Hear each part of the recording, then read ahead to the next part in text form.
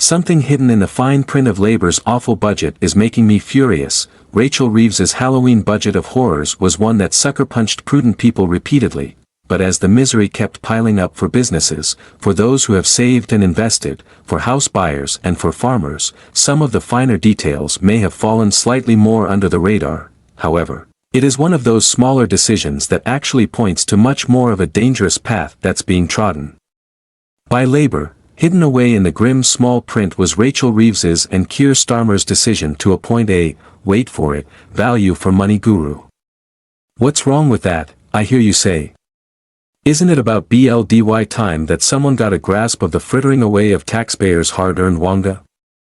Sadly, it quickly became apparent that Keir and company are merely trolling us all with the creation of the silly new role for David Goldstone. In fact, it's so tragic it's almost funny. Almost. Why? Well, firstly, his track record. The new value for money chief has been at the helm of several big projects that went massively over budget, including HS2 and the renovation of the Houses of Parliament. So, of course, it's only logical that he will now be advising Reeves on how to root out waste and inefficiency for the entire public sector. LOL. HS2 had an initial budget of £38 billion in 2009 but is now expected to cost at least double that. The project to restore the Palace of Westminster has been absolutely beset by delays. What's also got me raging is that he's getting £950 a day for giving his 2 pence worth as chair of the Value for Money Quango. That is the equivalent of £247,000 per year for a commitment of just 1 day a week. Nice work if you can get it, eh?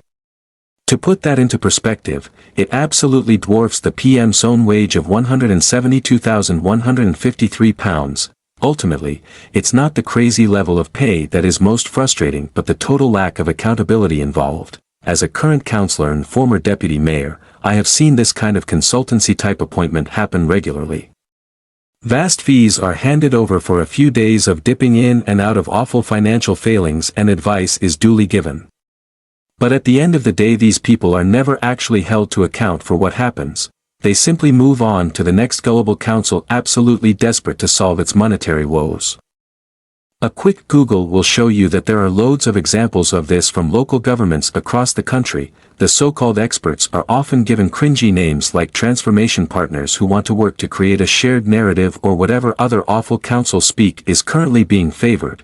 If I was the value for money boss, I tell you what would be the first thing on the chopping block: unaccountable roles that sound great, tick a box but ultimately deliver absolutely nothing. New Tory leader Kemi Badenoch has the practice totally sussed and spoke out against the ludicrous appointment. Speaking to LBC she said, "We are constantly trying to solve problems with more quangos. More bureaucrats, more politicians. This is not how you deliver growth. We should be able to determine value for money within the civil service itself. If they cannot do that, then I have no confidence that an office for value for money will know how to do that either. That expertise should already be in the Treasury. Here, Kemi. Now make sure Starmer and Reeves know it."